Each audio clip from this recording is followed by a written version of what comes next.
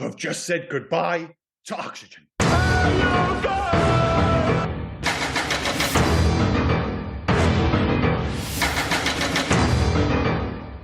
One of the greatest casts ever assembled, a star and director with fantastic Oscar pedigree, a soundtrack by the biggest pop star in the world, and production designed to die for.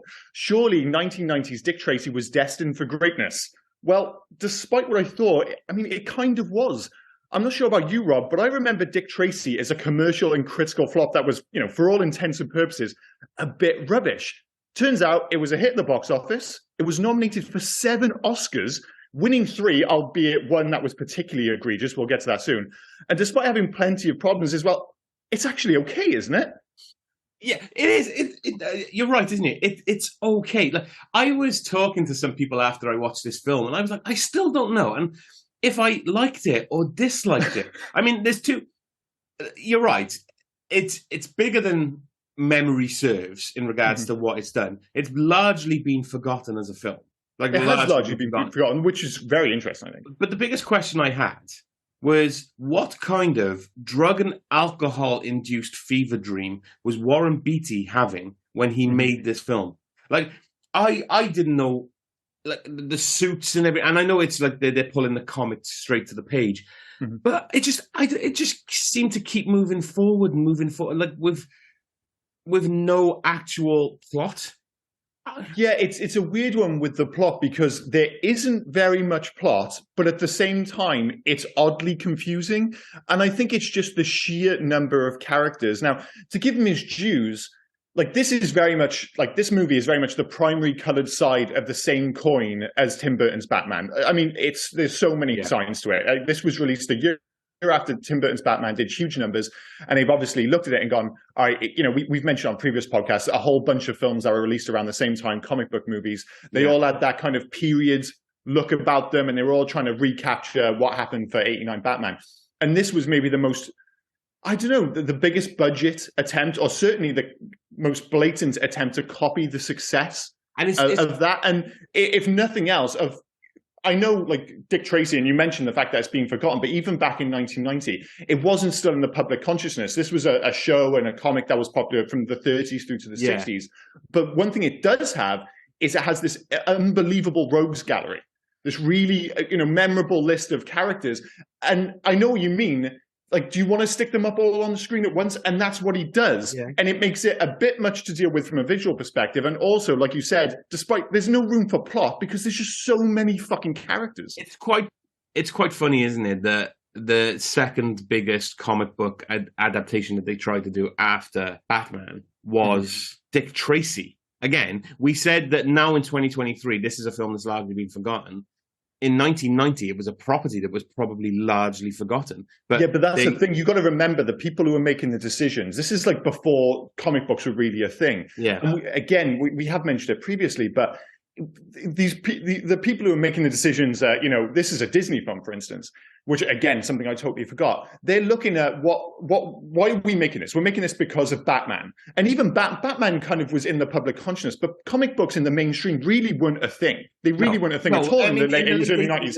And you were still classed as a geek or a nerd for reading comics. Absolutely. Exactly. Yeah. So if you're a 70-year-old, vice president at Disney, they're looking at it and like, well, the comic book thing is whatever. They're picking up on the time frame, the fact that it looks like an old-fashioned movie, and that you can imagine that's something you could sell to them. Like, oh, look, this looks like golden, era Hollywood. We'll go with that, and we'll get in like all these huge stars. And it's almost as if like the comic book element has been forgotten. I'll tell you one thing. You speaking of the comic book element, one thing they did really well was the animation style. When you had things like the train going over. It's meant to be Chicago, isn't it? Let's be fair. It is. It's never named, but it's clearly a very, very empty Chicago. Yes. Yeah. And it seems to be they're always on the same corner of the street. Like the diner, when the kid runs out of the diner and runs down the street to the alleyway, it's the same shop corner that he seems to run out of when they're trying to dress him. It's like that shop keeps changing. But what I mean is the animation style. Like when you had the train go, that's clearly animation, but it looks so good. And do you reckon they got that right? Like when they did Sin City, because Sin City largely feels like that a comic book come from life. And I think that this is probably where they got it from, that kind of idea. Because I'll give, as much as I'm still trying to figure out whether I loved or hated this film, or liked or disliked. It's tricky, right? It is legitimately tricky. Yeah. There are certain things that look great. I mean, big yellow, big dusters, even if it's the color of a banana, looks absolutely cool. Oh, his look is super iconic. Yeah. But what? And when honestly, you never notice how iconic it is until at the end of the movie when he takes it off. Yeah. And you're just like, oh, he looks wrong without the coat and the hat. What kind of industrial accident were all the villains involved in this film? I don't know. Because you had just a few to name. You had Flat Top. Obviously, an anvil fell on his head. He's the best of the bunch. Yeah. He's actually like Flat Top. William I think Forsythe. is what's that? William Forsythe. He's the best character in this. Yeah. 100%. He's like he needs more. Like of everyone on the like, you have all these characters. Like God, like he should have had more screen time. He was genuine, despite the ridiculous flat head. He was so threatening. Yeah, the ridiculous flat head and the fact that he is able to do cursive so well with a machine gun. Oh yeah, very talented. Yeah. Very talented. Sorry for Flat Top, prune face. So I'm guessing he was just underwater for what, 7 years? yeah. To have the other one, they had Little Face really quickly at the beginning. I did not like Little Face. Like that one was borderline body horror. Yeah. Like, you know, obviously you like Prune Face is actually pretty gross. And some of them, like you said, it is borderline quite disturbing. And this kind of feeds into the I'm not sure if it's impressive or horrifying, the toy line. Yeah. Like, you know, the design is impressive from a technical perspective, but I'm not sure if I want to see it on screen. Kind of in the same way, remember we said the same thing about the Super Mario Brothers movie, where you're like, you could appreciate it from a technical perspective, and it's just like, well, this was so impressive that they made this, but it's also horrible for my fucking eyes. And that was how I felt about most of these characters. But Little Face felt like something out of a fucking Cronenberg film. Yeah, Little Face, right? Looked like the dude from Big Trouble in Little China who held his breath after he had a tantrum. Yeah, I totally did. Yeah, held his breath and and the other one who, like, there's loads of things. You had lips, you had itchy, the brow. Like, it was a guy named Shoulders. Do you know what I mean? All these things. Yeah, but yeah, they didn't name him, but the kids, I don't know, adoptive father or that guy. Oh, the kind of like Fagin kind of character. Yeah. That guy looked like, and I'm forgetting his name, Lothar from The Rocketeer. Yeah, he did a bit. Yeah, with like the big chin and stuff like that. But like you said, it was impressive, but it was borderline upsetting at times. And it's odd to put all these like super famous characters under so much in the way of prosthetics.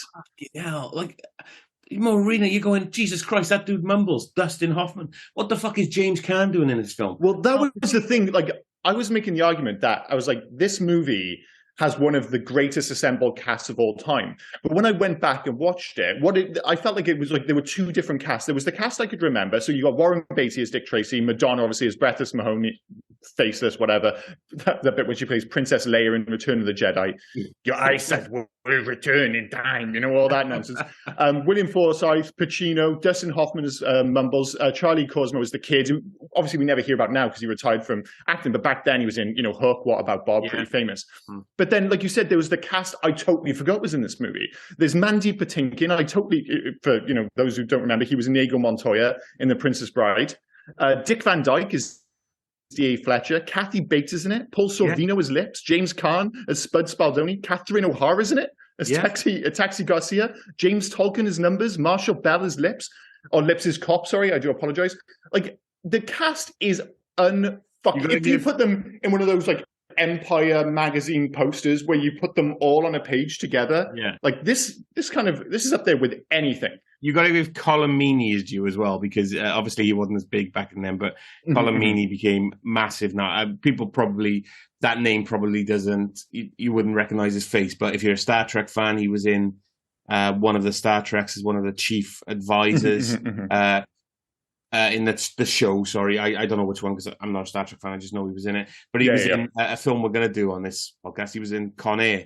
He was the Oh yeah, we have to do that. Yeah, he was the DEA guy who had the ass kicker car. Oh, of course, yeah, he was in it as well. But that's the thing. Like, you've got this like amazing cast, but I think for people of our generation, I think we're one generation removed from realizing or knowing what a massive deal Warren Beatty was.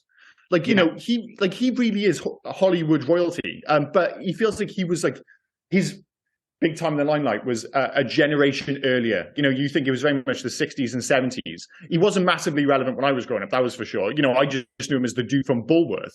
But, you know, I didn't know much about Bonnie and Clyde in 67 or Reds in 81. Or I think it was Heaven Can't Wait in 78. Was that the one where he was wearing the beanie and the sunglasses? Yeah, and they did the music video and all that jazz. He directed that as well. Yeah. But, you know, he directed more than I would have thought he directed, yeah. Yeah, but I probably knew him most famously from the cinematic disaster that was Ishtar alongside Hoffman that they did in the 80s. That was like famously one of the biggest flops of all time. But it's weird because over a 60-year period, like 60-year career, he's only got 35 acting credits. He's not quite, Terrence Malick, but he's not actually that far off. So I think him popping up in 1990 to direct and star in this movie was a massive deal, certainly from a Hollywood perspective, but obviously, you know, and I think it tells in the way the movie did, because like you said, nobody really talks about it, despite the fact that this made its money back and then some.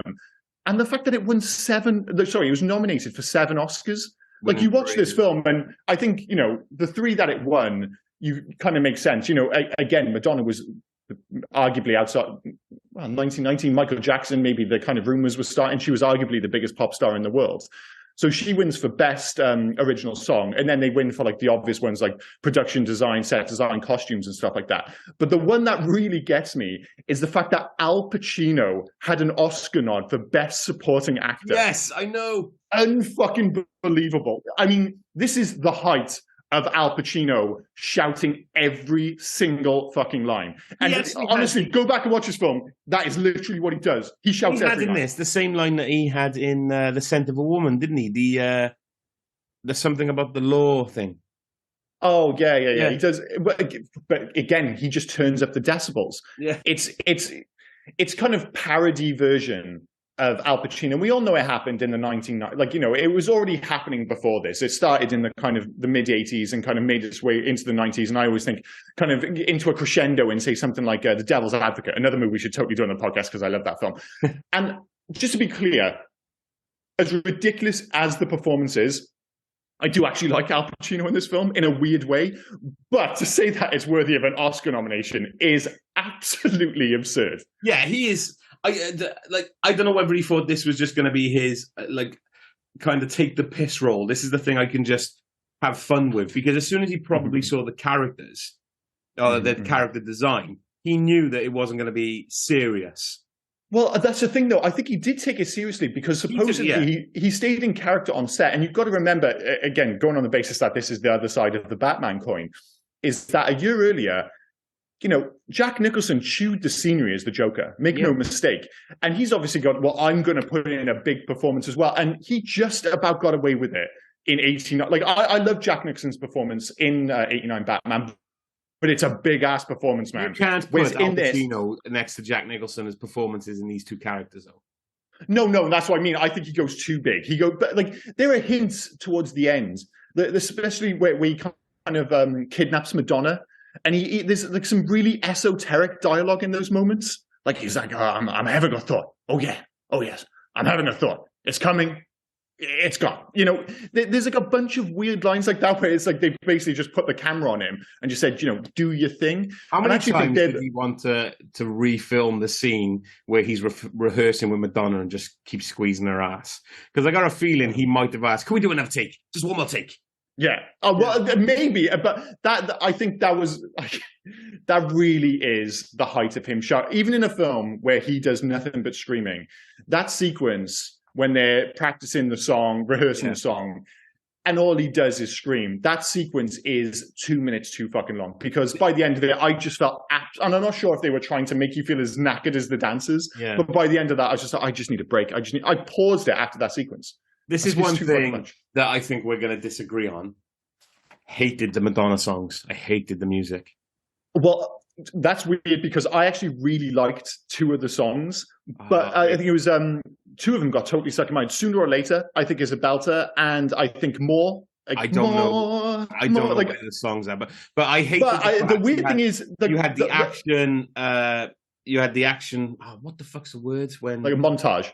Sorry, yeah, I was going to say composite. What the fuck is that? You had the montages. You had about 2 or 3 of them as well. These montages throughout the film to a Madonna song, and I just all right. 1's good. 2, all right. 3, fuck off. Just stop. No, I do agree with you. And I think one of the big issues with this film, and maybe the reason it didn't do too well or the reason it's been forgotten, is that it never commits to action. Like, there's never, and it's a shame because a few times in this film, when you see Dick Tracy throw a punch, they are some of the best punches in cinema history. I don't know what they do if they speed it up, but they feel like the most true to comic punches. You know, like you said, the way that the train moves on screen, like, you know, it's not CG, but it's like, you know, the visuals in this film are actually really impressive. Like, it's a combination of kind of, you know, a lot of it's on a backlot. There's a lot of matte paintings, a lot of old fashioned kind of, you know, cinema techniques, but it all comes together quite beautifully. And there's something about the way when he punches bad guys, and I think they speed it up at like the last minute. And it really has like this cool comic book impact. And it kind of reminds me of the same way that like Hulk, another movie which didn't stand the test of time, kind of captured something unique about comic books on screen in a way that no other film has before or since. And I think Dick Tracy, if nothing else, like the action feels so true to the comic books. And it's such a shame that you see so little of it because, as you said, they push so much into montages, almost like as if, listen, we've got Madonna. She's making an album for this film. We've got to get the songs into the movie. We've already got 1,000 characters. So we'll just have the action sequences be montages. And one of the few action sequences without a montage, Dick Tracy jumps through a window and then just gets stuck in a room because he's not tall enough. I'm like, oh, come on, guys. You know, when you get the action sequences over the fights, like he was fighting that Lothar guy at the beginning, all of a sudden then it becomes a wide angle shot and they're in shadow whilst they're fighting. And it just seems to be pointless. Just concentrate on what you're doing. But oh my god, you mentioned that room. Like, I love the fact that they're making Dick Tracy to be like some sort of mathematics genius. How much do you weigh? Okay, you weigh this much, and I'm going to write this out equation. No, dude, you don't need the equation. If that dude's heavier than you and he's going to land on a seesaw, you're going to go up. Yeah, it's not even close. He goes right through the window. But again, like the way they dealt with that sequence, and you can speak to it. Like, a lot of the movie has this weird visual style where the only like term I could come up with is the fact that it's cinematically stagey. And it means that everything is kind of like quite like, if you took a freeze frame of any moment of this film, it would probably look quite pretty. You could probably frame it and put it on a wall. But when it's in motion, it all feels empty and kind of pointless. And that was one of those perfect examples where, like you said, they're trying to prove that he's a mathematical genius, but you end up just getting these wide shots of a big empty room, him kind of doing maths. And you're like, wait, what the fuck's happening here? Shouldn't there be an action sequence going on? But no, instead we got him doing maths. You had the big empty room that he was too small to get out of, so he needed the seesaw thing. And then Big Boy is escaping through the smallest of escape tunnels you've ever seen. Like, his massive shoulders barely fit. He's trying to hold a gun to a woman. He's trying to pull himself along on that weird track. And it felt so stupid. It did, and like you said, like earlier, you mentioned the fact that the plot doesn't really make any sense. By this point, things are happening towards the end of the film, and you're wondering why they're happening. Like, I don't really know. Like, you know, you get the big reveal at the end with Madonna, and you find out that she's faceless, and you're like, why is she faceless? What is the point of her? You're like, I don't really know what Big Boy is trying to achieve. Was it all because she wanted to be with Dick Tracy? Because it seemed to be faceless came out after she met Dick Tracy. Not before. Which was, again, that whole relationship was kind of weird. And it's an odd one because it's like the Dick and Tess relationship. It's so unique because they're already in a relationship, but the tension is built around the fact that, you know, are they going to take the next steps? Are they going to move in together? Are they going to live together? Everything about this film feels like you've been dropped into a pre-existing movie. Like, the film is already 45 minutes in and you've just been dropped into it. And you're like, you know, and then you've kind of got this love interest where Madonna kind of comes out of nowhere. And I know you've had the issue with Madonna, but I mean, has she ever looked better? Like, that intro that she has, like, in Club Ritz. Like, the one thing you say about Madonna, regardless of what you think of her performance, I actually think her performance in this film is quite good, is that for her role, she absolutely oozes old-fashioned Hollywood sex appeal. Marilyn Monroe. She Yeah. pulls off the Marilyn Monroe perfectly in this. Like, to be fair. Yeah, and like I said, like when the film starts and they're playing Sooner or Later, which I actually think is a good song. Like at the start of the film, I'm all in. But like you said, my problem is by the end of the film, I feel like I've heard this song 17 times. I'm like, just fucking give it a break. But it's weird with Madonna because I think sometimes she gets a bit of a bad rap. And I was trying to find another actor or actress to compare her with. And I know she's not nearly as prolific, but the one that I came up with was Mark Wahlberg. Because Mark Wahlberg, when he's like being a character actor, he can actually be really like I can pick 4 or 5 films where he's been really good. But I could also pick 4 or 5 films where he's been so bad that I can't believe he's allowed on screen. And I think it's the same. Like it's more on a microcosm, but it's the same with Madonna. Like you see certain films, you're like, how the fuck have they let her anywhere near a camera? But then you watch her in this, you watch her in Evita, you watch her in A League of Her Own, or like Desperately Seeking Susan. And you're like, there's a good actress in there. It's certainly, you know, in the same way we've talked about like Arnie, for instance. I know they're not very similar, but somebody who's got screen presence. Like she might not be the best actress in the world, but the one thing she does have is screen presence. And in this film, they obviously know that. And they're like, all right, just get her on the screen and get her looking smoking hot. For the character you needed, she was the perfect choice.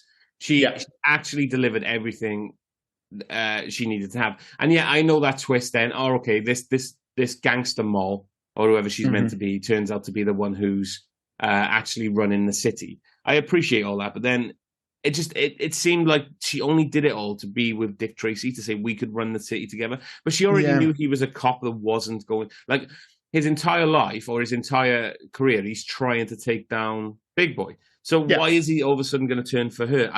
It felt a bit lazy in regards to. So speaking of lazy, the coppers. Yeah. Right? How lazy must you be to not let recruits go through the police academy anymore?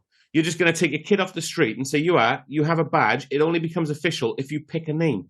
You're going to give a 10-year-old a badge, an official badge, apparently, if he picks a name. Yeah, well, that's one of, like, again, I've never read the Dick Tracy comics, and I assume, you know, the kid plays maybe a pretty big role in the comic books. I've never read them, so... I'm not sure, I couldn't say. But, I mean, we've already mentioned the fact that, like, the biggest sin of this film is the fact that, like, the romance and the core narrative, like, never really gel. And while the film's never actively, like, bad, it's occasionally boring. And a big part of that is exactly what you're talking about there, is the fact that they forced... Obviously, it's ridiculous that the police force allow this kid to just join in on, you know, any old fucking, like, you know, everyone's got Tommy guns, everyone's getting shot. It's like, oh, just let the kid go with you. But the kid is a kind of symptom of the fact that this film has too many relationships. There's just too, like, what is it? There's like Tracy versus Pacino. There's the whole kind of pianist and faceless thing. I don't know what the hell's going on there. There's obviously the kid and Tracy. There's Tracy and Madonna. There's Tracy and Tess. There's Big Boy and Faceless.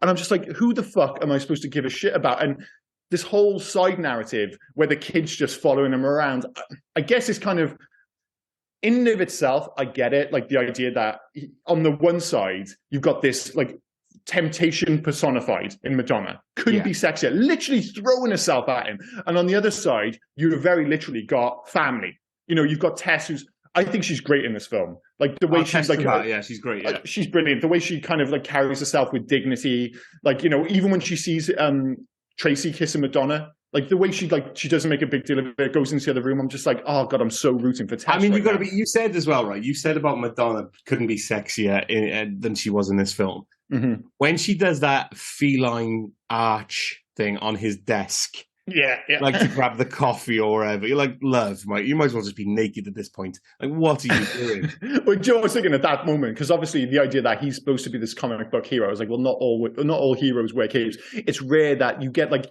you know, such a clear cut temptation. It's like, are you going to stay with the lovely but comparatively plain Tess, the wise choice, or this smoking hot blonde who's like doing the arch back thing and basically saying, mount me right now? It's like, and fair play to Warren Beatty. I mean, let's be clear, Warren Beatty in real life would have been up in that. Yeah, I'm pretty sure Warren Beatty in his dressing room, and this is only, I'm not saying this happened, he's probably going, if you want a bigger part, love, you know, you might want to arch your back. Well, I'm not surprised that in this film that he wrote, that part of the narrative is that these two women are just like head over heels in love with him in different ways. You know, that kind of feels like a Warren Beatty thing for sure. Thank you for mentioning narrative, and we'll go back to the kid, because a forced narrative was again a montage of them spending the day together. That whole "when do we eat" thing.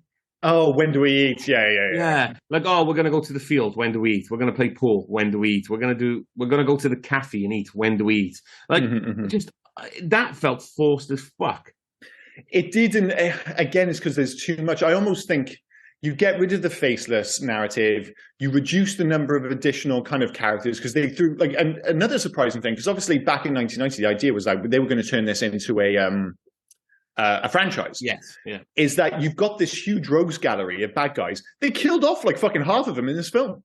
They killed off a huge number of them, and it's just like if they had kind of like reined it in a bit, and really what they should have done is kept the narrative emphasis on the relationship between Dick Tracy and Big Boy. That's where it should, like Big Boy and Flat Top, because Flat Top was great on screen. He should have been the classic, we've seen in 1,000,001 80s and 90s films, like the Mr. Joshua. He should have been the Mr. Joshua to, you know, Big Boy's general. General, yeah. And you only get a couple of sequences with Warren Beatty and Al Pacino on the screen together. And I quoted that one at the start where, you know, he's trying to bribe Dick Tracy. They're actually really good sequences, you know, kind of Dick Tracy's quiet, you know, dignity, and then Big Boy blowing up kind of thing.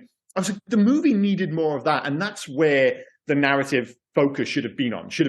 And it kind of had, it's there and thereabouts for a lot of the film, but there's just too many distractions, and I think that's the movie's biggest problem. But that's because you said it always loses its sense of propulsion as a movie. You said Dick Tracy had a massive rogues gallery, and they said quite a few of the names at the beginning while they're all playing poker, and then just killed them all off, and then you had Flat Top. And why have they all got to have different laughs as well? Like, why have they all got to have these weird, like 88 Keys, when he started laughing, I was like, fucking hell, really? That's the fuck was up with this? Like, and just be clear, because it's not clear in the film, but 88 Keys is the pianist. Yeah, pianist, yeah. And it's a weird one, because he has that whole musical number with Madonna, which feels kind of like emotionally charged, but there's nothing to back it up other than, like you said, they just want to get another Madonna song into this film. But then he has that laugh. I'm like, where the fuck did that come from? You got Flat Top's weird laugh, which I thought was all right for his laugh. You had the other dude then with the glasses. I think that was Itchy, and his weird laugh. Itchy. You had Big Boy's basically hoo-ha laugh. Hoo-ha. Oh yeah. I want Dick Tracy dead. You know, that fucking nonsense. Honestly, it was ridiculous. It was. Like, we need to just differentiate all these guys by, mate, you don't need to differentiate them by all these laughs. Trust me, the look of these people, they're differentiated. Like, it's more than enough. Yeah. Like, they really do go all in on the comic book. You would never have guessed. I mean, you look at them without saying anything, you know exactly. Mumbles is Dustin Hoffman, you know that for a start. Al Pacino. Yeah, Mumbles. Yeah, we'll get to them. But you would never know the Flat Top was William Forsythe. No. Like, he was completely unrecognizable. It was fantastic. Yeah. Mumbles, right? When they did that thing to Mumbles, that trick with the bear, yeah, which was bizarre. The whole bear thing is really weird. Yeah, they have a walkie-talkie and a watch in this film. Mm-hmm. Did they really need to transport the bear thing around? Couldn't they just had a tape deck? They could have just had a microphone somewhere. When I was watching at the start, I was like, what's up with the giant fucking bear in the room? Because I watched this film, but I'd watched it like 25 years ago, easy. And I couldn't remember the whole, I'm not sure if I want to call it a reveal, when they show up with the bear later as if say, we got you, Mumbles. It's like, that couldn't have been somewhere, like you said, they have microphones in watches. And by the way, to give them the watch is so fucking cool. Like, I literally think I want to buy the watch. It's so fucking nice. It is a great little watch, yeah. I mean, obviously now, when they used to say Star Trek predicted the future with the flip phones and things like that, I can do that walkie-talkie thing on my Apple Watch right now to somebody, like to you in Scotland. Yeah. I would love to have like literally the Dick Tracy watch, but it works. Like, you can actually call people. But you know, that lends itself to the fact that like this film does look iconic back to front. Apparently, Mumbles can speak so fast and so gibberishly. Yes, it's a word. I just made it up. Yeah. Let's go with it. Yeah, totally gibberish. Nobody knows what he's saying, but Dick Tracy knew exactly where he was saying Big Boy did it, to rewind and force it to go slow. Big Boy did it. Big Boy did it. Like, yeah, I mean, that my issue with that sequence isn't the fact that Dick Tracy worked out. It's the fact that That might be the most annoying performance by a fantastic actor I've ever seen. It's so annoying. Like when he's just kind of squealing and making those noises, I'm just like, oh my God. Like, and I get it. It's like a big cast, huge characters, from that same kind of era with Warren Beatty. And, it's easy to, again, we're one generation removed. But Dustin Hoffman was one of maybe the three biggest actors in the world in like the 60s and the 70s. And he's coming to this film with like Pacino, all these big hits. And it's like, all right, I'm going to be on screen for 5 minutes. I'm fucking swinging for the fences. And my God, if Al Pacino is occasionally annoying in this film, thank God Dustin Hoffman's only in it for 5 minutes, because he is so like I'd quite happily forward my way through those sequences. I find it hugely annoying. I've just had a flash, right? Itchy, the dude with the glasses, who I think that was him, Itchy, who always runs around with flat top, right? Yeah. He is probably he's played by an actor called Edo Ross, and he is probably our most covered actor on this podcast. Is he really? Yeah. So he was in Dick Tracy. He was in Lethal Weapon as Mendez. He was in Universal Soldier. He was the Colonel in Universal Soldier. Oh, yeah, of course. Yeah, I remember him. We'll be covering him again when we do Red Heat. He was Victor Rustavli. Like, Jesus wept. Yeah, I think we've done him. Done him? Covered his movies. Yeah, we've covered his movie, like more of his movies than any other actor, which is random as fuck. Which speaks to, again, the cast in this film, that you can just keep going further and further down this cast list. And even if they're not the biggest names in the world, you end up with like a whole bunch of, I know that guy from like 100 movies. Yeah. Like it's just that kind of cast. And as I said, I'm sure outside of the obvious ones, The Godfather, et cetera, this has got to be one of the most famous kind of, like, if you, like I say, if you stuck a poster of all of them, you'd be like, well, 10 of them, you're like, wow, that's the 10 of the biggest names in the world in 1990. And then there's like another 10, 15 people who are like, I know that guy, I know that fucking guy. It's unbelievable. What the fuck was James Caan doing in this film? Well, he obviously signed up to do like one scene. He's like, I can come in and do one scene. But that's all I'm doing. So again, another character killed off. Do you think they sold it like this is the second meeting, that because I think it was the next time they were on screen after Godfather, Al Pacino and James Caan. Maybe. So were they selling? Oh yeah, they're back, like they did with De Niro and Pacino from Heat, and they had that weird serial killer one. That terrible film that they did together. Yeah. Well, maybe the thing is, I love the fact that James Caan, like he sits down and it's like, well, you're gonna have. It's like, listen, I'm not putting any of that shit on my face. Like, well, can we give you a mustache? You can give me a really small mustache, but that's all I'm having. That's all I'm having. That dude, that with his mustache, he belonged in Stay Tuned from last week. He looked like the villain that would tie somebody to the railway tracks. Well, it's weird that you bring up Stay Tuned, because that was something I thought of when I was watching this film, is that as beautiful as this film is, quite often, as I said, one of the big issues is the fact that it's so empty. Like, they go to the diner, no one's ever in there. Yeah. They're driving the streets of the Chicago like city in the 30s. There's no one there. It reminds me of like an open world video game, like the Mafia video games. Yeah. They're gorgeous, but there's no one there because obviously it's a video game. It has that same kind of issue. But despite that problem, everything else in this film, for the most part, has this beautiful, like, all these gorgeous lots, all these gorgeous matte paintings, except for the inside of Club Ritz, which should be the centerpiece of the movie. So much of the action takes place there. Yeah. It looks like an old-fashioned social club. It's absolutely unfucking forgivable. Like, you think back, there's a noir section in Stay Tuned, which we covered last week, where they're in a club. It looks so much better. Yeah.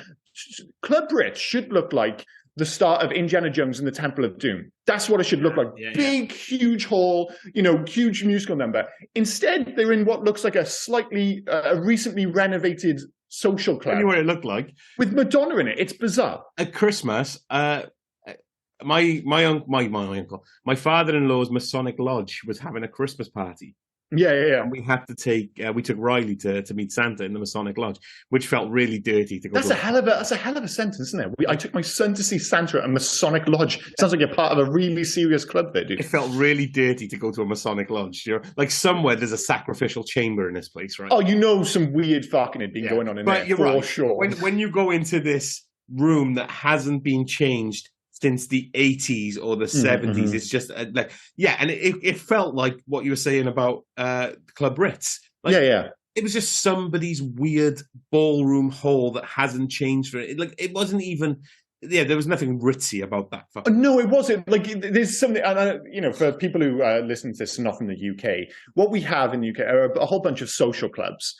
And the weird thing about social clubs is that they all look exactly the same. Yeah. And the one thing they do look is fucking depressing. There's just something depressing about social clubs. It's like universally across, it doesn't matter where you go in the country, they all look the same. They all look depressing. It just looks like they've gone into one of those and they're like, listen, we've got to add a new coat of paint at the very least. And the very least is what they've done. And as I said, it just seems odd because the rest of the movie feels so lavish that they couldn't find a better location for Club Ritz. Yeah. It feels small as well. That was the weirdest thing about it. And, like I said, this film has a lot of problems, but most of them are narrative. And when I rewatched the film, I was like, one thing it doesn't have an issue with for the most part is the fact that it looks gorgeous still, except for those sections. I found it absolutely baffling. Absolutely baffling. Club Ritz, right? The other thing that he had Club Ritz, but the other thing he had was all these dens of like gambling dens and things like that. Mm-hmm. But when you had, again, another fucking montage about them taking the gambling, it was like just one craps table or one roulette table every time they just took this place down. Like it was just in a weird warehouse or somebody's living room. And that's why I kind of got into my head that I was like, this must have been shot almost exclusively on a lot. That's the only thing that can explain the oddly small scale and the fact that it feels so empty. Like even that doesn't quite explain it. Like, why didn't you invite just a handful of extras to show up? Yeah. Why aren't the streets just, you think of those like wide shots you can't help but do the comparison with 89 Batman, where you're looking down like the main street in Gotham. And obviously a big part of that is a matte painting, similar to this film. But they add in extras and cars and stuff, so it looks this busy, lived-in city. Like, that's one of the great things about Tim Burton's Batman in particular. It feels like this beautiful, well, not beautiful, it's horrid, but a very lived-in city. Whereas this, it never feels convincing as a city. It feels so comic booky and so oddly empty that I had an issue with that, because I was just like, it feels like you've gone 80% of the way to recapturing, or creating this beautiful looking interpretation of Chicago. And then you're just like, we've got to hire any extras. It's very strange. I need to mention two more people, right? Mm-hmm. I had him a second ago. What's his name? Numbers. Who was Numbers played by? Didn't recognize him on screen. I just found his Numbers was played by James Tolkien. Strickland from Back to the Future. Yeah. God, we've got to mention him, totally. Was it Masters of the Universe? And the other one is when they planted a bug in Big Boy's office. Say they planted a bug, they used a human bug. Like that dude I'm not sure why he needed to be there the entire time. That was Michael J. Pollard. That was it Herman from Scrooged? The guy that dies in the Ghost of Christmas. Yeah, he dies down in the under the street in the alley. Not an alleyway. It's like under the grates or whatever. But the reason why I wanted to bring him up is not so much because we've seen him from something else. Is the fact that he was like a human bug. Like, did you plant the bug? Yeah, I planted the bug. And then you see the bug, and it's a dude in the attic just. And he's got like the big ears and stuff like that. Again, like I can live with that. It's all very literal. It's all very on the nose. But again, you've got two characters there who were just kind of like passed over so quickly because there's just not enough room for them. Yeah. There's just not enough, like you say, like James Tolkien, like he's a great actor, and he has all these like memorable performances in a lot of the films we've covered through like the 80s and the 90s. And you think in a lot of movies, he usually has like a similar role in terms of how much screen time he gets. He usually gets like 5-10 minutes on screen, but he usually makes an impact. Here he doesn't even get to make an impact. He hardly gets a line. He's just like, oh look, we're going to get every single character from the comic book and we're getting them all on screen no matter fucking what. And it's a strange approach. His name is Bug Bailey as well in this. So he is the literal bug. Yeah. Well, he's like, well, what am I going to do when I grow up? I was like, I know exactly what you're going to do when you grow up. Yeah, Jesus. The reveal as well. I loved it when Al Pacino's whisper shouting when he realized we're being bugged. Dude, I'm pretty sure he can hear you. You're right under the fucking light going, we're being bugged. Yeah, even when he's whispering, he's shouting somehow. absurd. And this all kind of leads towards, like, we mentioned the fact that, like, all the way through, you're worrying. Well, not worrying, but you don't know why you should care. It, like, kind of all accumulates at the end with this really messy denouement, whatever you want to call it, where there's, like, really no threat at all. It's like, and you've got, like, Tess is on, like, she's tied to that gear, but it's the slowest gear of all time. Yes. It reminds me of the henchman getting run over in Austin Powers. Yeah. Where he's like, no, and it's like 700 yards away. It's like there's never any feeling that she's going to get squashed. It's just moving so slowly, and Dick Tracy doesn't have much to do. There's not really a convincing fight or a shootout at the end. It just kind of happens. You get the weird reveal with Madonna, which has you just kind of go, why is she faceless? And then it just kind of ends. Yeah. I don't know. As I said, there is a legitimately great movie somewhere in here if they had just been shown a little bit more refinement. If someone had been willing to go up to Warren Beatty, and I know that's a big deal in 1990, and just saying, listen, we've got to lose half the characters, you've got to lose all these plot lines, and just streamline everything. They had all the ingredients to make a great film, and instead, and you can see why people don't remember it, because not only is it messy, they haven't decided who it's for. It's maybe like it's a bit too goofy to be genuine for adults, but then it's too sexy to really be for kids. It's for Warren Beatty. It is. It's for him. It's what he wanted to see. You'll probably cover it in Legacy, but it's to the point that he still owns the rights and won't give the rights up until he dies. Because he wants to make a sequel.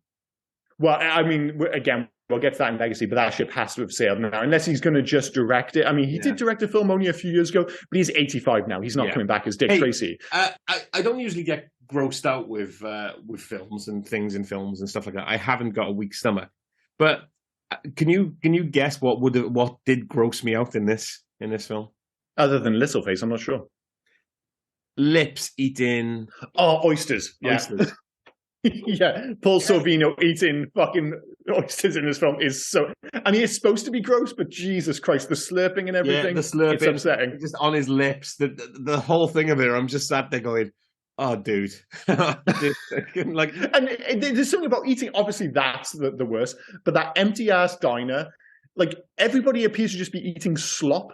There's like a few bits when they're all eating, I was just like, none of this food... Like if you've got, like, on the one end of the scale... You've got food in any Studio Ghibli film.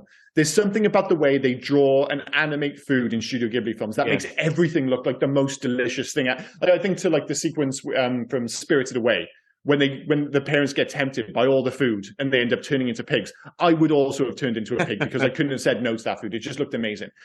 And then the other end of the spectrum, you've got anything in this film. It just all looks fucking gross. Yeah, most of it looks gross, but everything the kid eats looks quite nice. Like the ice burgers cream and sandwiches and hot dogs, they all look nice. But then, like you said, it just looks like the rest of them are eating gruel. Yeah, it's really, really strange. It's so bizarre. I still that's the thing. This film, it's the oddest fucking film. It is, and it starts and ends so strongly as well. Like, they only use it literally at the start and the end of this film, and it's obviously supposed to be this transition from, like, comic book to movie, but it's so subtle. The way they shoot the city. For the very first shot and the very last shot going into the credits, they use I don't even know what the technique they use is, but they kind of add additional color, and it almost feels like CG, like early CG at times. Yeah. That's why I think that's why I said animation style. It seems to be cell. Yeah. And there's so many cool little things like that. As I said, I mentioned, like, the action, which, there's not nearly enough of it, but when there is, it looks cool. I love like most of the characters, despite like something quite gross. I think they look great. I think Warren Beatty as Dick Tracy looks like he literally jumped right off the page of the comic books. But there's always a but to everything, and that's one of the issues. And I'm having the same issue with you, where I'm like, how do you rate this film? Because there are times where I'm like, oh yeah, this is starting to click now. I'm really enjoying this. And then something dumb happens. And at the end of it, I can't really remember anything that happened, but I'm like, I did like the look of it. I was like, well, the cast is good, but then Al Pacino was shouting all the time and Dustin Hoffman was horrendous. So yeah, it's one of the most interesting but hardest to judge rewatches I think we've ever done, for sure. Yeah. And we'll get to that at the end of the podcast when we try and decide whether we're going to recommend this to anyone and how the hell we're going to review it. But do you have any other notes before we move on? No, I briefly touched on it, but I want to go. The way Flat Top leaves a message for Dick Tracy with a Tommy gun. Can we cover that? Cool. Yeah, that is pretty awesome. It's pretty cool, but like, has he got his industrial accident? Did it give him? Nobody can control a gun that well. Yeah, because everyone else. It's one of these things I can't let go within a film. Yeah. It happens every week. But my God, mate, like that was fucking perfect. The way it is, but it is weird how you kind of like zoom in on like specific things. Like my issue was like the chief was maybe the most Irish thing of all time. Like he was like buffoonishly Irish. Yes, I mean, all he needed was a potato. I mean, yeah. Just be wearing all green, walk around with a fucking leprechaun, something ridiculous. But one thing, and again, every time I see something negative, it's always followed by something positive or vice versa. I tell you what, he was 53 when he did this film. He's a great runner. He's a great runner, Warren Beatty. I'm not sure if like Tom Cruise has seen this and gone, I can keep running well into my 50s, maybe my 60s. But he's just got a great run. For a 53-year-old guy in particular, like I said, there's not enough action, but in the few sequences when he's chasing bad guys down, I'm like, that guy's got a good gait. He's got a good. I bet you he was a fucking athlete back in his high school days for sure. So yeah, like if nothing else, as a 53-year-old, like Warren Beatty is utterly convincing from a physical perspective. I suppose they just don't let him do enough, which is a bit of a shame. Honestly, but he kept running down the same street. He did. That is the other issue. Which the only thing it reminded me of. The modern day equivalent, because obviously this was done with backlots and stuff, and they haven't done enough to convince you that this is a bigger place. You know, it feels simultaneously big and small. Yeah. And it's kind of like the new technology that they use in the Star Wars shows. Like you get it with Obi-Wan Kenobi was a particularly egregious example of it, where you have a show which somehow feels really big, but then the action sequences feel very small at the same time, and it's just them kind of struggling against the technology. And I know this is completely different technology, but it ultimately had the same impact of you have these big wide shots of the city, but then once it gets down to the action, everything feels small and stagey. And I think that's the modern day equivalent of that. So yeah, it's the same old bullshit. I say something good, say something bad. It's just one of those weird films, I guess. After nearly 100 episodes, mate, it's not really going to change much now, is it? Let's be fair. Yeah. Well, a perfect example, going to favourite scene. I mean, mine is probably the face-off between Pacino and Beatty as he tries to bribe him. Again, it's in a tiny little room underground. You think they would have a more kind of lavish surroundings for their big showdown. And again, it's a shame that you don't get them on the screen together more. But when you have that moment, and I think maybe it works more, like Pacino's big, shouty, angry character playing against Warren Beatty being cool, quiet, calm and collected, all that jazz. I actually love that sequence, but again, it makes me upset that we didn't get more of it in this film. But it's strange that in a film where it really should be an action sequence, my favorite sequence of the whole film is when Warren Beatty and Al Pacino are on screen together. Hey, wait until you hear my favorite scene. Go for it. So my favorite scene is actually in Dick Tracy's apartment. There's a knock on his door, and it's from the welfare lady telling him, oh yeah, telling him the kid's got to go to the orphanage, and the kid's trying to escape, steal the money and stuff. But the reason why I think that's great is you can start then seeing it in Dick Tracy's face that he doesn't want to get rid of the kid. So he's trying to turn around and say, "Look, we need to have a conversation and stuff." And he's trying to think of things to say and trying to stall for time, not knowing the kid's trying to escape. Yeah. And as soon as he opens the door, it's Itchy and Flat Top. Yeah. We don't care about no kid. We don't care about no kid, Kappa. That's the thing. He's got the most kind of traditional, old-fashioned bad guy voice, hasn't he? Like, he's so good in this. William Forsythe, so good. That is my favorite because you start to see, because that's when you start to see that you got this cool, calm, and collected guy who is basically he's all about the law. He's on like, I am the law, Judge Dredd style. And but the much more chilled out version. Yeah, but he's all about that and things like. But he's starting to see a different life now. Maybe he can have a family. Maybe like he can't let this kid go and stuff like that. Because apparently the kid is going to be a great copper in 3 weeks' time. Because apparently so. Apparently, and then it brings us back to our point earlier with the whole storyline with the kid. I can't decide if the kid should go or if the kid's actually absolutely essential to the narrative of this film. But again, if you're going to keep that, other stuff's got to go. Like I wouldn't have minded if they kept the kind of emphasis on that relationship between him, Tess, and the kid. You've got Madonna playing the card of temptation, and then obviously a big part of the emphasis then remains on his kind of war against Big Boy. Yeah. But there's all the distractions. So again, I do like that scene with him and the kid, and they do kind of hint at that throughout the film, like, you know, that constant struggle. It's like, is he obsessed with the law? Does he want to fuck Madonna, or is he going to settle down with Tess and the kid and have more of a family life?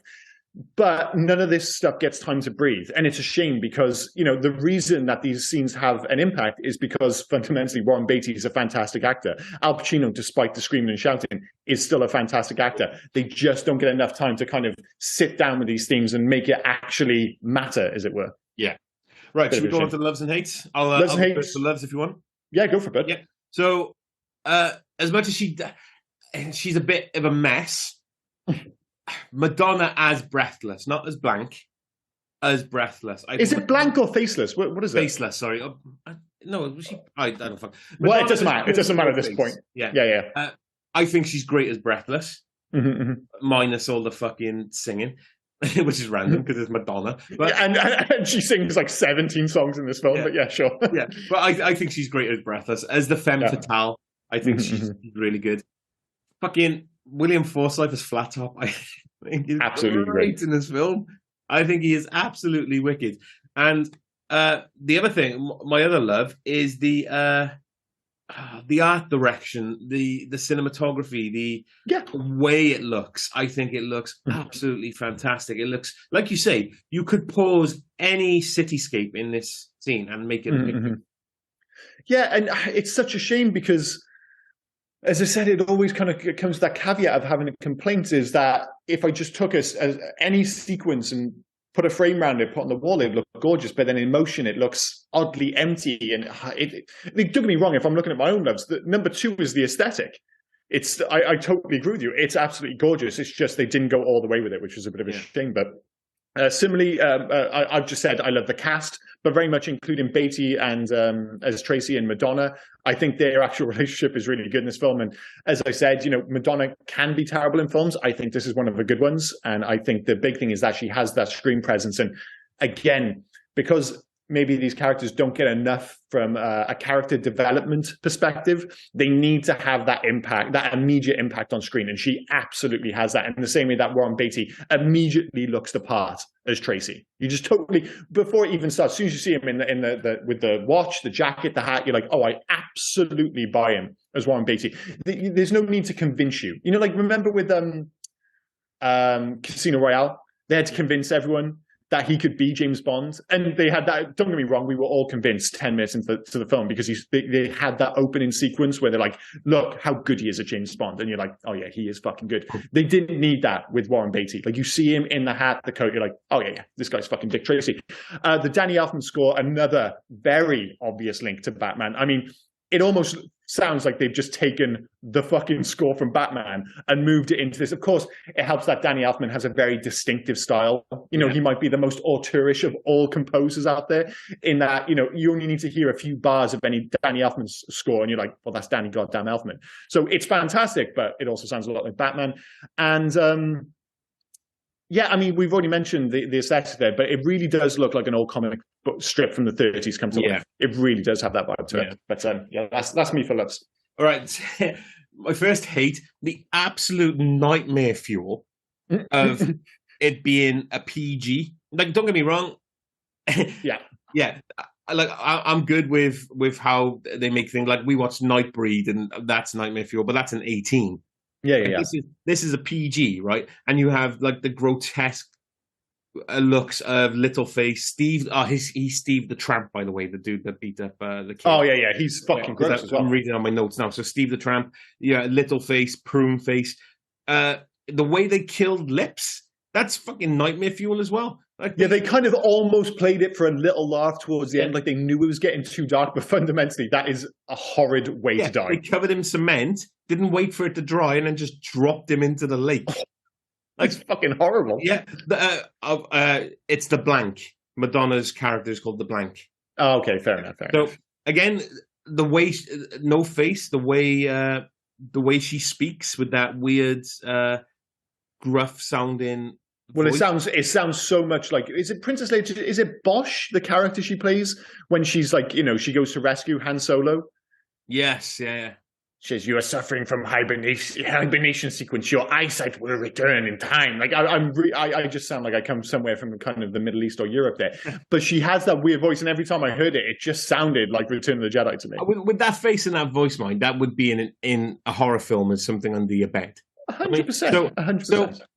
The nightmare, I said it like 4 times, but the nightmare fuel compared to the rating of this film just didn't. Yeah, it's kind of low key horror, isn't it? Like you can see why it didn't get an 18 rating, because there's no blood, or there's not necessarily swearing or sex. But it's just like, dude, this stuff's so much more disturbing than seeing somebody get shot and a little bit of blood. Like, I would much prefer to see that as like a 10-year-old compared to like their horrendous looking faces, or lack of face, as it were. My other hate is putting everyone from the Rogues Gallery into one film right at the beginning. It's like the Lego Batman movie, where they've got every bloody villain, even to the point where they've got Condiment King. Yeah. It is insane. They totally overdo it. Polar bear video recording thing they did for Mumbles. Really why are you dragging this fucking heavy thing? Like, honestly. It doesn't match up with the rest of the technology in the film at all. It's just not. But it's weird because I totally agree with you on all of these as well. I think I could make a list of 20 things I love in this film and 20 things I hate. Yeah. And that's the bizarre dichotomy of this film, dichotomy, whatever you want to say, is the fact that like there are so many things that this film does well, and there are so many things that this film does terribly, that I'm like, I don't know what the fuck to think about it. But the ones I have listed, I mentioned it a few times, the empty city, it really did bother me in the same way that flat top shooting skills bothered you. It really did get to me. The fact that there's no civilians in this city. You're either a good guy or a bad guy. You're either related to the good guys, so you know the good guys, or you're a bad. There's no fucking civilians. There's none. There's, like I said, there's nobody in the diner just eating food. There's nobody in the club unless you are a gangster or a cop. It's really, every time they go out into the city and there's a wide shot, the city's just empty. There is nobody there. It's really strange. The fact that fundamentally, and I think it really is its biggest crime, no pun intended there, is it's a tad boring. That's its biggest issue. And fundamentally, I think the reason it hasn't lived long in the memory, there's a lot of stuff it does very well, and there's a lot to praise about this film, but the biggest issue is for your everyday cinema goer is that it's fundamentally a tad boring. A big part of that problem I've got down as number 3, there are just too many relationships, make both the narrative and the core plot really fuzzy. Like by the end, I was like, is there a plot? I think there is. Why don't I understand it? Because I think the plot could be probably written on a napkin, but I still find it confusing. And it's because there's just too many people driving said plot, which is very, very upsetting. And you've already mentioned, but Flat Top should have been more, alongside the fact that there should have been more action. There should have just been more, there should have been a whole bunch of, because again, I get it. Like Al Pacino's character, he's not physically imposing. And you end up having a fight at the end. It's not up to much. No. Like we mentioned with some of these 80s films, that's why they have the really tough henchmen to fight. And that should have been Flat Top. There should have been a whole bunch of fights between Flat Top and Dick Tracy, because he's genuinely threatening. He's genuinely scaring, despite the Flat Top. I can't remember how Flat Top got taken out. Does he get killed? I can't remember. See, that's the thing. I can't fucking... Like, so much happens in the last 15 minutes of the film, and so little of it feels consequential, that by the end, I was like, I don't know what has happened here. I don't know what we've achieved, other than the fact that I don't think he fucked Madonna. That's it. That's the only thing I was sure of. I was like, when he didn't have sex with Madonna, and he's going to stay with Tess. I don't know. Very strange. Finally, I remember it one week, alternative titles, and it's probably the one week where there are no alternative titles. No, there's none. Oh, sorry, dude. I'm so sorry. I went through them all, right? Even come on, Japan, you can't let me down. You can't let me down, Japan, because we had couch potato adventure last week and things like that. No, across the world, there's just Dick Tracy. Oh, we're not going to just do it. I thought you were going to do it in like a different accent. No, in Japan, it's just Dick Tracy. Oh, dear God. Established, I am shit at accents. I'm not even going to try. Oh my days. Well, I do apologize. The one week I finally remembered the alternative title section, and there's no fucking alternative titles. So facts. There's definitely some facts for this one. Yeah. Al Pacino has stated that Madonna flashed him during rehearsals for this movie, opening her coat to reveal that she was naked underneath. Pacino joked that when he is old, if he is observed with a beautiful smile on his face, it will be because he is recalling the incident. Lovely. Well, there is that sequence when she goes to visit him at the station. Oh no, when he goes to her house and she's wearing that black dress. She wears a lot of black dress in this film. You can just see her boobs. Like, and again, the idea that this is a PG, it is just absolutely see-through. It's ridiculous. Right. You've already covered that Danny Elfman was hired because of Batman, but the reason why I want to go back to this is because I'm working with Beatty. Elfman has said Warren was insane. I bet he was. It's fucking nuts. I love that as a fact. Warren Beatty was insane. Yeah. There's a 2 hour and 15-minute version of the film. Warren Beatty in a 2002 interview said he was forced to cut the film to the current 1 hour and 45-minute version of on the insistence of the chairman, Walt Disney, Jeffrey Katzenberg, prior to release.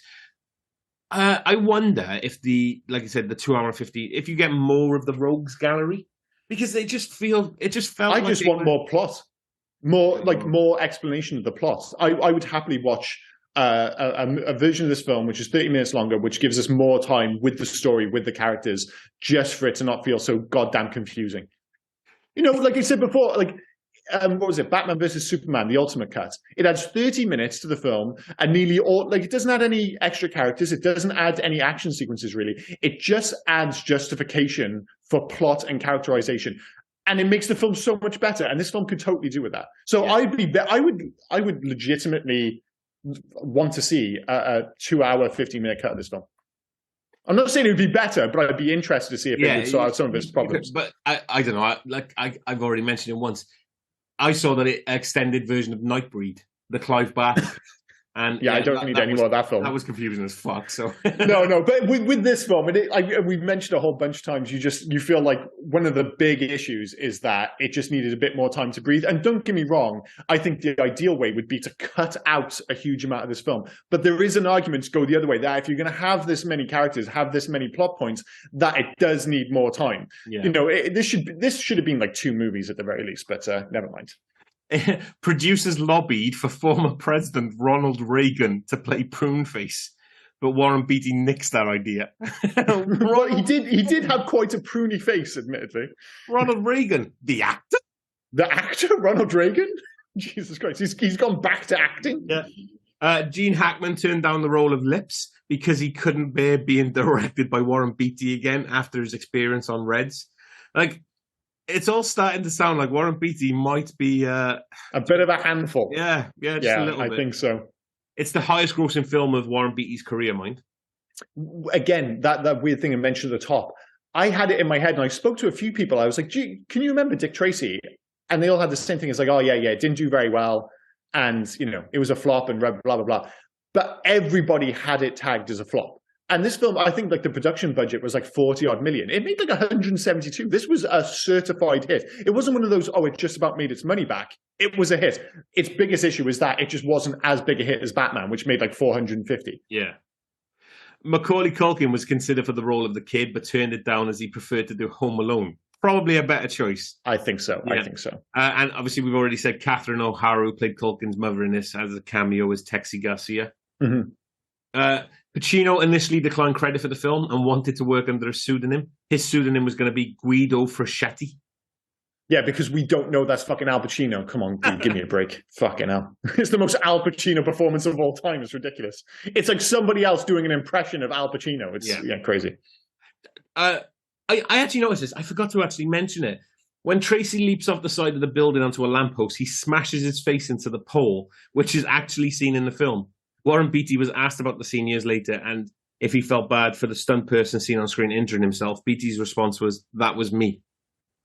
Well, yeah, that actually makes sense that was him, because it's a really clumsy sequence. Like, the way he jumps onto the pole, it looks clumsy. The fact that he then jumps onto a car, despite the fact that there's no one chasing them, he could have very easily just, landed on the floor and got into the car. It just speaks to the issue of this film, that the action sequences just don't live up to the premise. Never mind. Do you know, I just had deja vu, and I realised, no, it actually happened last week for Stay Tuned as well. Earlier in pre-production, Tim Burton offered the chance to direct the movie. Can you imagine this as a Burton? Well, I guess, if they it's Batman. It's Batman with brighter coats. That's about it. It's not actually a million miles away from what we got. Let's be clear. Oh, here we go. As a fan of the comic strip, Warren Beatty wanted to put in as many characters as from the comics into the film as he could. This was a measure used by Beatty in case the film didn't have a sequel. No shit. Yeah, it works. Like every fucking character, I'm assuming. Yeah. Well, they needed to have a bit more confidence and just keep some of them back for sure. According to his autobiography, comedian Gilbert Gottfried was nearly cast as Mumbles based on his distinctive voice. He was perplexed that he and Dustin Hoffman would have been considered for the same role, joking that the only way our names would appear together in the same Hollywood conversation would be in the sentence, "I've seen Gilbert Gottfried's acting, and he's no Dustin Hoffman." Yeah, that's fair enough. It's not two names you expect to see on the same casting call sheet, that's for sure. Oh, Madonna and Warren Beatty were dating in real life during filming. When he proposed to her and she stalled on a question of marriage, he ended their romance and claimed what he had given her was just a friendship ring. That was in August 1990. They had been an item since April 1989. A case of toxic masculinity, if ever there was one, I think. There's fucking loads, so I'm gonna end in a minute. Okay, one more, if you can find one. Dustin Hoffman and the kid appeared in Hook together. Oh yeah. And lastly, Walter Hill was set to direct during pre-production, but he left after disagreements with the studio and Warren Beatty. Again, Walter Hill from 48 Hours fame. Yeah. It could have been a darker film. It could have been a darker film. I don't think it needed to be darker. I think they got the tone right, the aesthetic right. They just didn't get the narrative right, sadly. Yeah. And Numbers was created for the film. He wasn't a character from the comic. Oh, was he not? No. Well, again, speaks to the fact that we just, again, it's from a different generation, isn't it? And that leads us actually quite well into legacy. I mean, we mentioned it a bunch of times, but the whole early 90s period of superhero movies that were all inspired by Batman, specifically Tim Burton's take. I mean, this might be the most egregious example of it, despite its commitment to the source material. It does feel very true to the source material, but you can't, the fact that this was almost, directed by Tim Burton speaks volumes, I think. We also mentioned the fact that people think of it as a flop, but it was a financial success, 162 million off a 40 million production budget, nominated for 7 Oscars, as we mentioned, won 3, Best Original Song, Best Makeup, Best Art Direction. But the big issue was the fact that I think it wasn't just like Batman. Obviously, it did really well at the box office, made 400 million plus. But I'm sure you'll remember as a kid around the time, was the merchandise was massive, absolutely huge. Like the toys, the T-shirts, everything. They wanted Dick Tracy to do the same thing. So it wasn't just the production budget. They put a huge amount of money into creating those horrible toys, really set. And, they actually did a pretty good job. Like the posters for this film are absolutely gorgeous. Like, am I right in saying they were unreleased though, the Dick Tracy toys? Wasn't... Oh, no, I had a whole bunch of them. They were made by the same company who did the Teenage Mutant Ninja Turtle toys.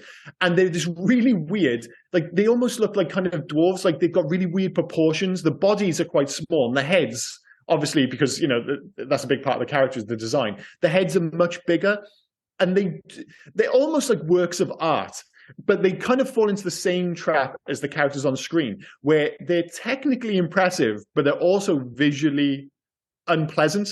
Like if you get an opportunity to look up the toy line for the Dick Tracy characters, they're really bizarre. Because as I said, they're well made, but also quite disturbing. Yeah. But yeah, that was really the big issue. But it also comes back to the fact that Batman was having a slight renaissance because of the dark tone of the comics in the late 80s. Or have you seen something? Yeah, the Lips toy. Oh, there's a Lips toy. I mean, how upsetting is that? And the problem is, it looks just like Lips. Yeah, but you know what? Want to know what's upsetting? He's got concrete shoes. Oh, is he really? Okay, I thought he has concrete blocks on his feet. Well, that's better than oysters, admittedly.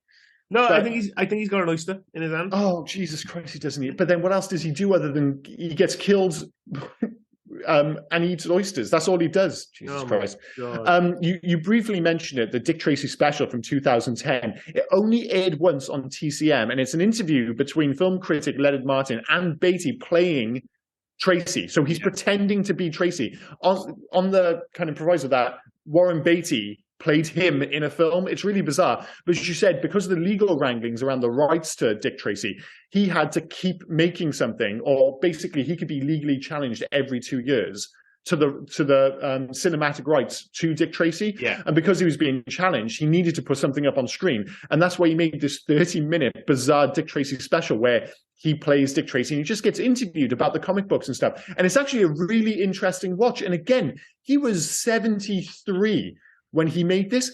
If they had made a film in 2010, I saw enough there to be convinced he could have still played Dick Tracy then, because he still looks the part. He's got the coat on, the hat, the way he kind of walks into a room, and obviously it's modern day and stuff, but he's absolutely convincing as both a movie star and as Dick Tracy in 2010.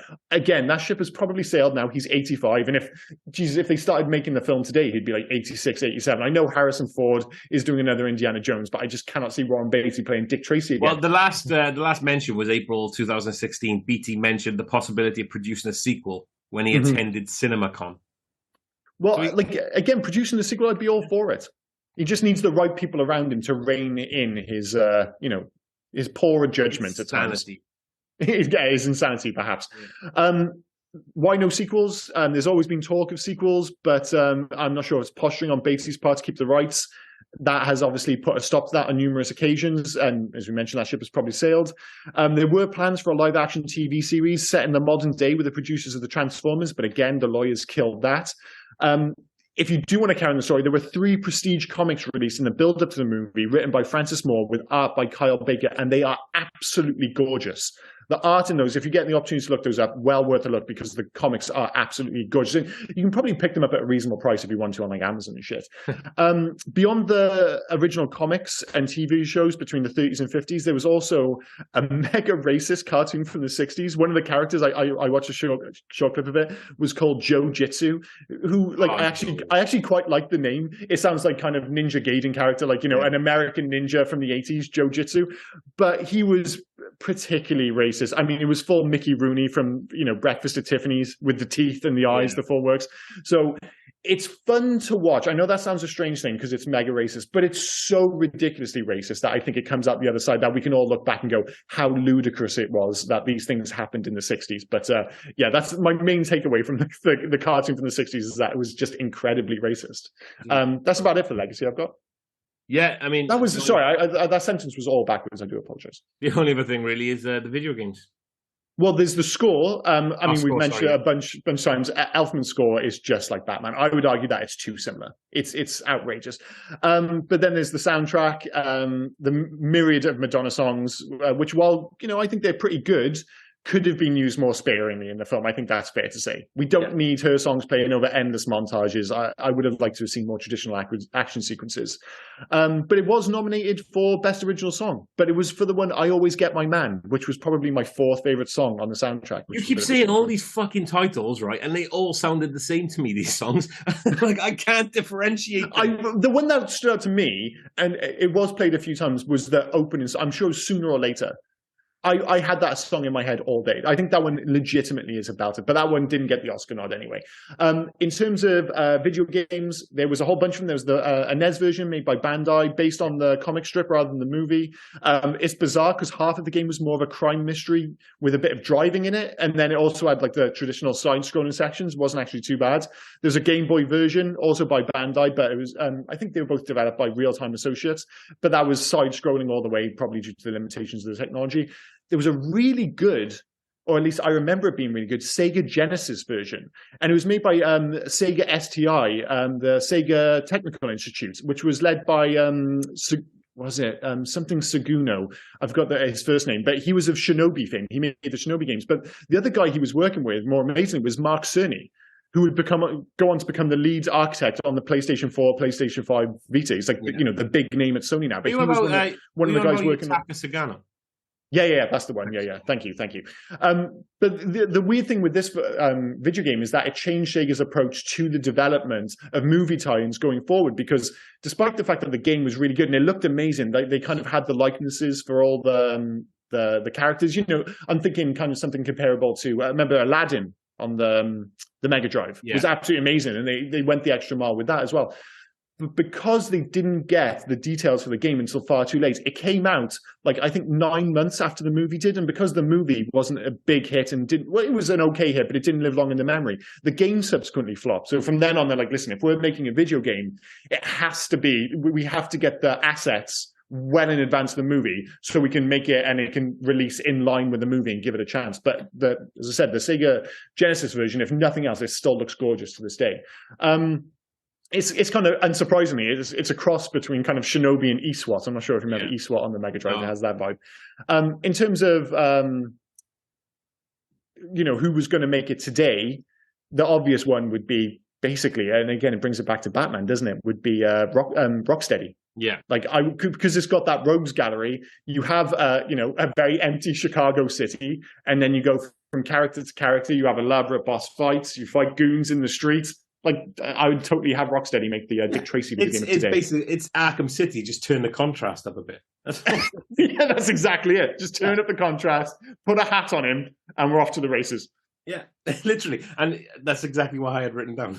Oh, yeah, well, it has to be. It's the only answer. Yeah. It's the only answer. I could be funny and say, let's do Naughty Dog, but no. No. It's just a colourful version of Batman. Yeah. That's it. It's almost a palette swap. That's it. Yeah. Well, there we go. At least we're on the same page there. Now it's the tricky question of scoring and, recommendations. I mean, I've got a funny feeling we're going to fall on, pretty similar kind of response here, but it's 3 stars ultimately. There are times when it's a 4-star film. There's times when it's even inching towards 5 stars, but there's also times when it feels like a 1-star film. So as a whole, it kind of finishes at a 3-star for me. Yeah, it's middle of the road. It's 3-star But it's one of the most interesting 3-star. Yes, that's why it's a 3-star, because they try to do a lot. Try to do a lot. Well, it's the complete. I appreciate a trier. God loves a trier. God does love a trier, but it's the complete opposite of the film we did last week. Like, Stay Tuned, we gave 3 stars to. It's the most 3-star. It just stays. If you think of you're rating the film as it goes, it's 3 stars from the moment it starts to the moment it finishes. Just 3 stars. Whereas this film is all over the map. You're like, oh, this is going to be amazing. Oh no, it's terrible. Wait, no, it's good again, and it just keeps going up and down and up and down, and eventually the mean value kind of finishes at a 3, but it's all over the shop. And that's why it was so hard to it was one of those strange ones. It's really hard to judge, but then oddly easy to give it a 3 because it's just so all over the place that you couldn't give it anything but a 3. I totally agree. Yeah, and recommendations, man, that's the tricky one for me. I'm not sure if I could recommend it. Couldn't do it. No, I can't. I couldn't. I couldn't think of anyone except you. Who I recommend. Yeah, same here. I was like, I tell Rob I was like, Rob, this could be a really interesting rewatch. There's a lot of stuff it does well, a lot of stuff it does terribly. This as a cinematic endeavor, it's this really interesting movie to go back and revisit 30 years later, this film which was largely forgotten. And I almost enjoyed the research as much as I did watching the film. That realization that it actually made loads of money, the fact that it had loads of Oscar nominations, that it was a success. I was like, I totally forgot all of those things happened. And then you watch the film and you're like, oh yeah, you can kind of see why nobody talks about this film anymore, despite the fact that it is really interesting in its own very unique way. But yeah, 3 stars, not recommending it to anyone other than you, sadly. Exactly. Totally agree. There's not much more you could do about that, is there? Yeah. It's so odd because this film's all over the map, but then we also agreed on almost everything. Other than maybe how we feel about Madonna's songs. Other than that, we agreed on nearly everything, despite the fact that it's so all over the map. Which is funny because we agreed on, like you say, pretty much everything. And we were still going, I don't know if I liked this film. I don't know if I hated this film. Yeah. I don't know what the fuck was going on with this film. If you're really into cinema and you haven't seen, let's be clear. If you're listening to this podcast and you haven't watched this film in 30 years, I would say go back and watch it. If I'm recommending it to anyone, it's literally to the people listening to this podcast. If you've clicked on a Dick Tracy podcast and you haven't seen this film in 25, 30 years, go back and rewatch it because there's as much to love as there is to hate. And it's a very interesting mess. What I would like to know is if it's more than a 3-star for you, please let us know why. What makes it a 4 or a 5-star film for you? Because I'd love to know what we would have missed to make this a bigger score. Because and what as soon as you were saying that, then what it reminds me of, and it was funny because the reason I wanted to do Dick Tracy was because you wanted to do The Rocketeer. And I feel very similarly about this as I do about The Rocketeer. It does a lot right, and you can see this great movies within touching distance, but every time they get close, they shoot themselves in the foot. Yeah. And it was I feel similarly about Dick Tracy as I do about The Rocketeer, where I watched it and I'm like, it's kind of good, it's kind of terrible, it's kind of all over the place. You can see why people though might have a very passionate response to this film, because if you latch on to the good stuff, which is definitely there, as people have done with The Rocketeer, you can see why people might still feel strongly about it and want to see more of it. And I feel the same about Dick Tracy. As much as it's all over the map, if you told me it's like, you know, do you want to, oh, there was a secret, you know, they secretly made a sequel to this in 1997 starring Warren Beatty. Do you want to see it? 100% I want to see it. Yeah. Because there's still the potential. What's up with Paul Sorvino as well, doing these 1990, 1938 films? Well, he's just if you need a gangster in the mid-90s, you're getting Paul Sorvino. That's it. I mean, we have opened the door to The Phantom and The Shadow at some point as well. We have. And the thing is, because we've gone down this road now, I am actually quite interested to go, because I have... Don't get me wrong, I had fonder memories of this than I did of both The Shadow and The Phantom. Yeah. And I am concerned that if we went back, it could be a train wreck, but part of me kind of wants to go back and watch them. So we might still do those. But that's the fun thing, isn't it? If it's a train wreck, at least we've done it together. Exactly. So yeah, honestly, if nothing else, these movies have piqued my interest for that weird era of late 80s, early 90s cinema, when they were going like down a very different road of comic book movies, and how different the world could have been if these had all been big hits. Yeah. We might still be getting 1930s era comic book movies today, but obviously they all fucking flopped. Well, again, I've got to put like, this didn't flop, you know what I mean? Yeah. But yeah, so this has been one of the stranger rewatches, but certainly one of the more enjoyable ones. But that was Dick Tracy. Sir, what are we doing next week? Episode 98 next week, aren't we? It is 98, yes. Yeah. It's your kids, Marty. We got to do something about your kids, Marty. I mean, it's amazing that it's taken us until 98 to do Back to the Future 2. Yeah. But I mean, you know, we're doing the run up to 100 now. We want to do a couple of the classics from around that era, and few movies are as beloved as Back to the Future 2. However, my opinion on that has changed in the last 10, 15 years. It always used to be like, oh, is it my favorite? Is it 1 or 2? Now I'm like, I think I maybe prefer 3 to 2, but I've not seen them for a while, so we'll talk about that next week. But no, I mean, it is, like I said, it's taken us way too long. I think one of the reasons why I wanted to do this again is I just recently built the Lego DeLorean. Awesome. So, well, that's the thing. Even if we go, like, whatever happens, we could just spend ages talking about the DeLorean, the coat, the trainers, the fucking the hoverboard, the sports almanac, the sports almanac, Jaws 17. There's just so much to pick about this film. So yes, this has been Dick Tracy. Please do join us for episode 98 for Back to the Future Part 2. But as always, thanks for listening. Cheers, guys. Bye bye. Cheers, guys. When do we eat? And I can't find the button. There it is. Yeah. Oh, and before we forget, here is Rob with all the finer details. Got to get through those, dude. Yeah, so basically you can find us on Twitter, Instagram, and Facebook at HeyYouGuys80s. We're also on email at HeyYouGuys80s@gmail.com. Please feel free to drop us any recommendations, any corrections or omissions we may have missed from any of the films that we've covered. Just get them in. And also, if you could, please leave us some 5-star reviews. That would really help us. And we'd like to thank, as always, Darry Fletcher at Darry Doodles for the fantastic artwork that we're now producing. Thanks for that, mate. Cheers, Darry. Yeah. And thanks again for listening, and we will see you next week. Cheers. Bye. Hey, you guys!